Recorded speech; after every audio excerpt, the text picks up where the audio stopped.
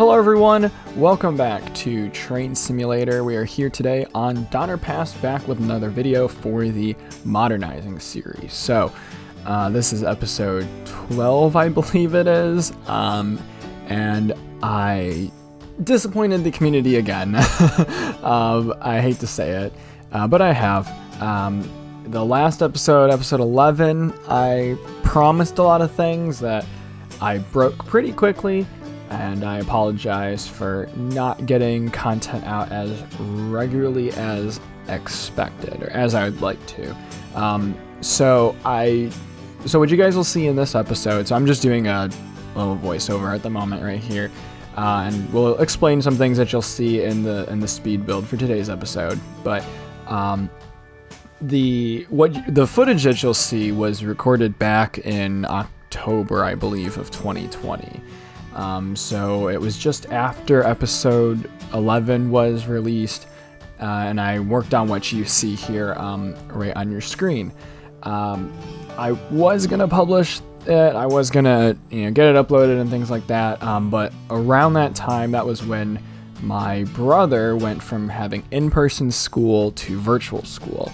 And for those who don't know, who have not watched this series in full, yes, I am playing on my brother's gaming PC. I am in the process at the moment of getting my own PC built. We're just waiting on the CPU and graphics card, which, for those of you who've been keeping up with that stuff, it's out of stock. It's going to take a while for people to get them in. But regardless, as soon as he went virtual, I lost a lot of the time I had to do some route building.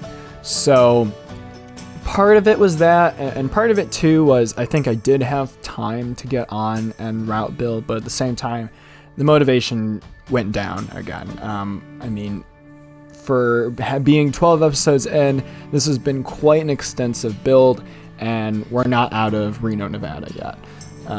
So it's going to be a long one.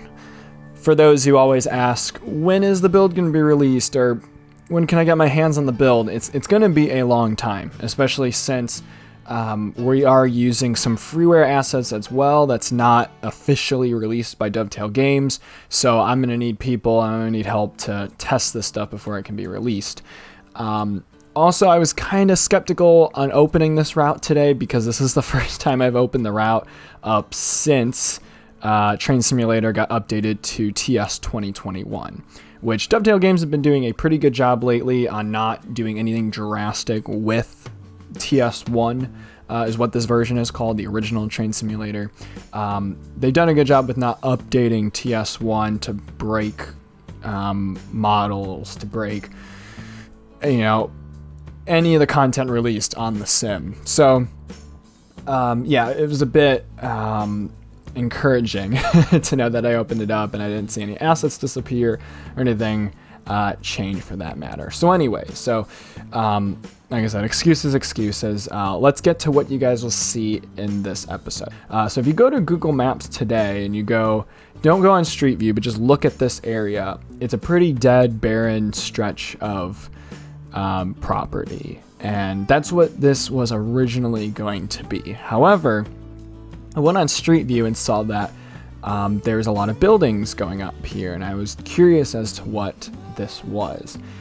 And this is something that was put in place, I believe, August of 2019 is what the website says.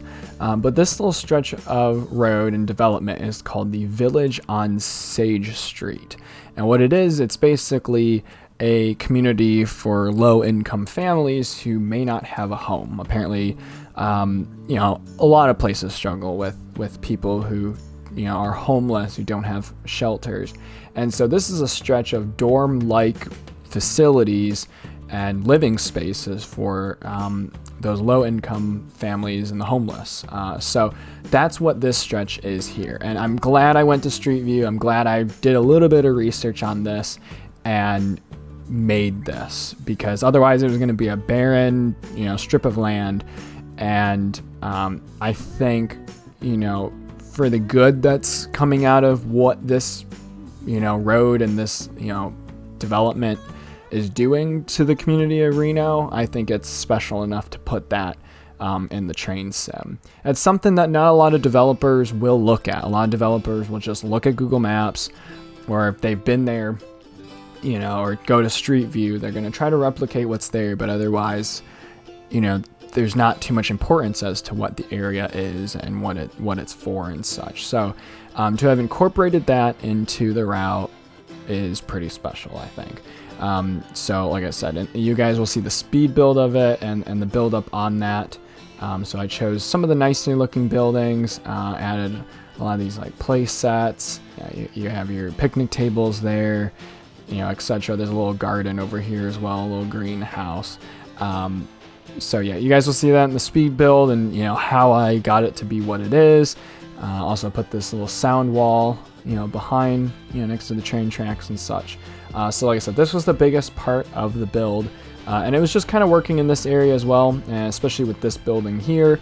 There's a little older warehouse too. This is the original building that's there on original Donner Pass. So I decided to keep it because even the building there in real life kind of looks like that. So yeah, but there's been a lot of tweaking as well. I kind of tweaked the waste management facility a little bit. Got rid of some trees over here in that little stretch of land just because it was being a bit of a frame killer. Do I actually have all? Okay, yeah, so I have all the assets showing up here. Yeah, just kind of working on that. You can see I've started working on kind of this scrapyard here. That's probably going to be the next build, is going to be working on that scrapyard there. I don't know if I showed any of this in the video. Put a Walmart over here. This is again a part of that Railworks community asset project. They had a Walmart Supercenter there. And yeah, I think most of everything over here has been untouched. We can go over here to Sparks Yard and take a look. This is probably the hardest area to work with. Actually, I don't know. Let's see. Yeah, I'm trying to jog my memory back. This is probably the hardest area to work with, just because you'll see it over here. I don't know if I've showcased this in a video yet. There's this side switching rail thing for some businesses down here.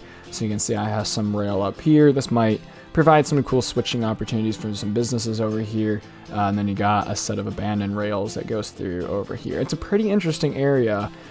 However, it's going to be super hard to replicate. The issue with working with Sparks Yard is that for the lack of building, a variety of building assets there are, it's really hard to replicate the area and make it as accurate as possible.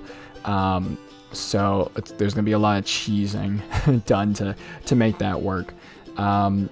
Let's see, there's some road things I worked on over here. You can see I'm working on the overpass further down this way. Got some traffic lights over here. Like I said, I'm just continuing that. So regardless, yeah, this has not been touched since October.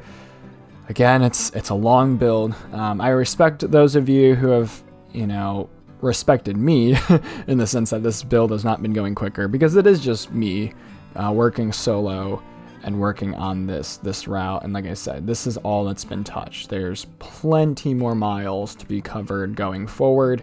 And this is the second attempt at doing this. I had already, you know, had to redo this because I took the time to switch over from one route asset pack to another. So yeah, so we'll see how the speed build goes. We'll see if I do any voiceover on that.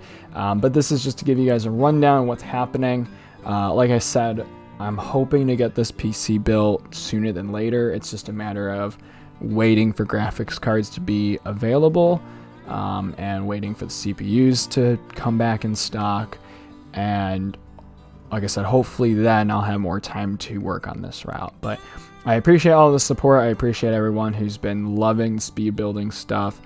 Again, I'm kind of showing everyone the final product here, but stay tuned for the rest of the video, and I'll show you the speed build version and how it all came to be. All right, so that last audio recording there was from about a week ago, and a lot has changed. Not in regards to the route, I should clarify, but in regards to some of the things I talked about for computer parts. Actually, I have some super good news. Since then, I was able to get my hands on a 3060 Ti graphics card. So I'm pretty stoked on that. We went through, me and my brother, when I refer to we did the queue-based auto notification system through EVGA. Yeah, I'm totally awake today. We did the auto notify thing through EVGA. We did them both for the 3070 and the 3060. The sad thing about the 3070, when that was first released in, I think, September, October, something like that, was I tried to do the auto notify thing like as soon as it became released on the website, but for some reason it didn't go through. And so it wasn't until a full 24 hours later my brother realized, oh, it never actually went through the system. So yeah, and in terms of what people have been speculating on Reddit and other places that my brother's been looking at, he says that I think especially for the 3070, they've only gotten through maybe like the first 3 to 5 hours of, or not even that, maybe the first 3 hours of people who have, wanted to get a 3070. So we pretty much had no luck on that, but he was on December 1st when the 3060s came out on EVGA, was able to do the auto notify thing, I think within the first 30-45 minutes. And so yeah, this week we got the email notification that a 3060 was available for us. So pounced on that obviously as quick as possible, because you only have about 8 hours to order the card and such. So got that shipped, it's on its way, thank goodness. So that was like the last thing that we needed for the PC build, and we have the CPU already, which is awesome. We're looking to build this PC. Hopefully this is the last thing I'm editing on this horrible laptop. Like I said, as of previewing it right now, I'm watching it at like 10 frames a second. It's really bad. So yeah, I can't wait to get this PC together. I can't wait to just have faster editing, and most importantly, I don't have to go over to my brother's room every single time to play a PC game or do one of these builds. So hopefully I'll feel way more motivated to just get on and edit and crank some videos out for you guys. So again, that was the big thing that was holding me back, and just to have this build together is so gosh darn relieving. So, so that's pretty much all the updates with that. I hope to do a video on maybe me and my brother putting the PC together, because I think that'd be, it's a cool milestone for me and the channel, and that'll allow me to do so much more. And I'm just stoked to have that together finally. It's definitely going to hurt my wallet. It has. But I'm pretty thankful with the job that I have and such, working at a music store and such, to be able to get that. And, hopefully someday YouTube can provide some good, money, whether that be ad revenue or something like that down the line. So we are almost at 1,000 subscribers, but I do need a certain number of total hours viewed on the channel to be able to receive ad revenue and such, and go through that YouTube partnership program or whatever it's called. So, but thank you guys for being a part of the channel. Again, I know episode 11 felt like it was such a long time ago, and like I said, it's, I feel like not much has been done on this route. I really don't, but I appreciate those who have been pretty respectful for the time, and, it's like we all have lives. This is this isn't my main job. This is still a hobby for me, and it's not like I have all the time in the world to be route building or to be cranking out YouTube videos. So I appreciate all the support. I appreciate all the people who still, keep in touch with the channel, keep in touch with the series. So, like I said, hopefully the next time you see me do a route build is on my PC, and I'm editing this on my PC, which would be outstanding. This again, the speed build stuff to this area, the village on Sage Street. Again, I think it just meant, like I mentioned at the start of the video, it just means a lot to have incorporated this into the route for its significance to Reno. I don't know how well it's doing. I don't know when it was officially opened. I think the website says 2019 or something.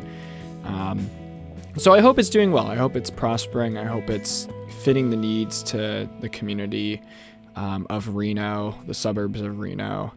And I'm happy to have put that in the sim.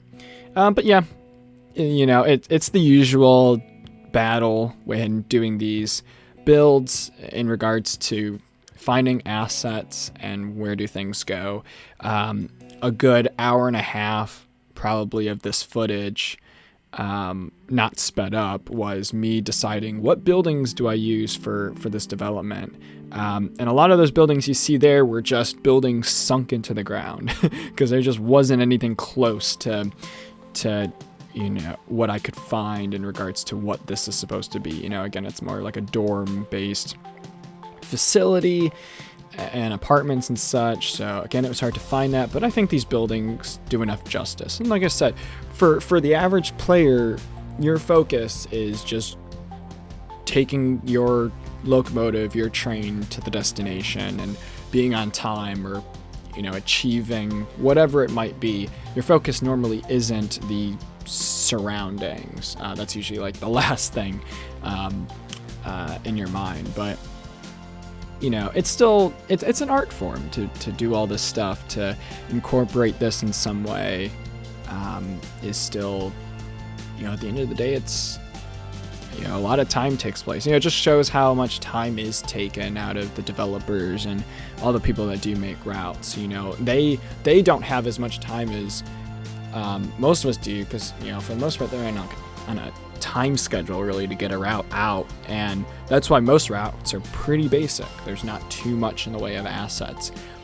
And another part of it too is that not everyone's computer is capable of loading in all of these assets, so it's very hard to be super detailed in a route and performance-wise make it run smooth for everyone. So we got done with the village on Sage Street there. That last thing before the dark fade there was a little tire shop. I could not find any tire assets. You would think there would be like tire bundles or tire stacks for cars. I couldn't find anything. So much for that tire place there. Sadly no tire assets. I really wish there were more asset packs. Like I said, the Railworks America asset pack that I currently am using, I think it's the only one that exists, or it's like version 2, but it's version 2 of the original, so there's probably some things added, some things revamped, and it'd be awesome if they released something more, or even if we could get Dovetail Games or some third party, to release more, release more bundles at least. It'd be pretty cool. But yeah, again, just working in this area. It's more of an industrial kind of area too. You got the waste management facility over there. You got some other miscellaneous buildings over here. It's that trade-off of putting, how many assets do I put in this location? Is this a good amount? Is this not?